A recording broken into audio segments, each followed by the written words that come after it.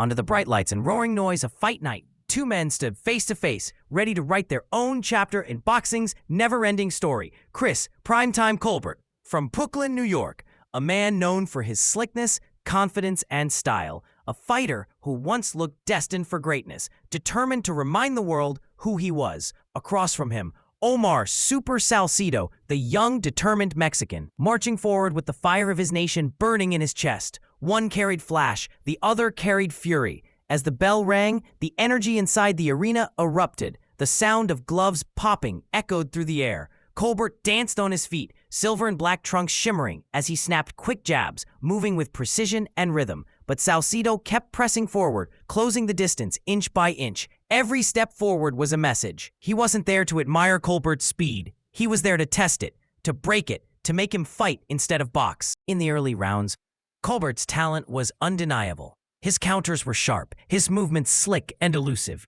He landed clean left hooks, pivoted away, and made Salcido miss wildly at times. Yet each time Omar missed, he never stopped walking forward. The pressure was constant, like a storm that refused to end. Colbert began to feel the weight of the ring closing around him. Salcido's gloves found their home on the body, pounding at Colbert's ribs, forcing him to move, forcing him to think faster. The crowd could feel the tension, the sharp contrast between speed and strength, flash and fire. Colbert's corner shouted for control, but Salcido's will was building. Each round was a war of rhythm, and slowly, the rhythm started to belong to the man from Mexico. As the rounds deepened, the slickness that defined Chris Colbert began to fade. Salcido's relentless march forward began to take a toll. The once fluid footwork became hesitant. Colbert's punches lost their snap. The crowd's cheers grew more divided, some urging Colbert to move, others roaring "Mexico" as Salcido poured on the pressure. By round 5, Colbert's back touched the ropes more often than he liked. Omar attacked with hooks and uppercuts, throwing combinations with no concern for counters. The fight had shifted from skill to survival. Colbert, once the matador, was now the man being hunted. His speed remained, but his legs could no longer carry him out of danger. Salcido's body shots thundered through the hall, each one sounding like a hammer striking iron. Colbert fired back bravely, showing flashes of brilliance, but Omar refused to back off. His determination was written in every breath, every punch, every glare. Round 6 marked the breaking point.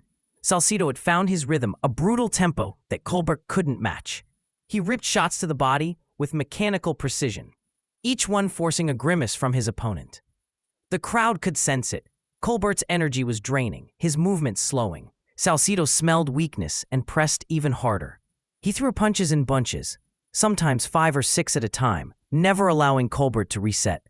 The American's corner shouted instructions. "Move! Jab! Don't stay there!" But the body no longer obeyed the mind. Every escape attempt was met by another barrage. Salcido's power wasn't spectacular. It was systematic, a steady breaking down of resistance.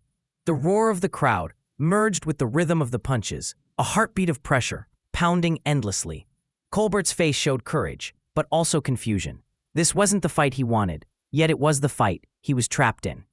When round 9 arrived, there was a hush before the storm. Colbert's corner gave one final plea: show something or we stop it. But Salcido had no intention of slowing down. The bell rang, and the Mexican charged like a man chasing destiny. He drove Colbert to the ropes, landing heavy hooks to the body and head. Each punch pushed the American deeper into exhaustion. Colbert tried to fire back, but his arms moved slower, his legs heavier. The punishment had accumulated, and now it demanded its price. Midway through the round, after another violent exchange, Colbert's corner had seen enough. A white towel sailed through the air, fluttering down between warriors. The referee waved his arms. The crowd exploded. At 1 minute and 2 seconds of round 9, Omar "Super" Salcido had conquered Chris Colbert by technical knockout. One man's rise began as another's dream unraveled. In the aftermath, under fading lights and echoing applause, Omar raised his hands to the heavens, his face marked but proud.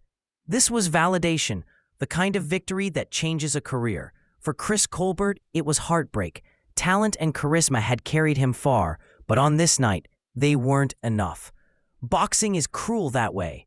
It rewards endurance more than elegance. The two men shared a brief nod of respect, acknowledging what only fighters can understand. the pain, the courage, the truth. As fans filed out, one message lingered in the air. You can't outbox pressure forever. Skill dazzles, but heart endures. In this battle of rhythm versus relentlessness, it was the relentless who ruled the night. The story of Colbert versus Salcido will be remembered not just for a stoppage, but for the moment the torch quietly passed, from promise to perseverance, from flash to fire.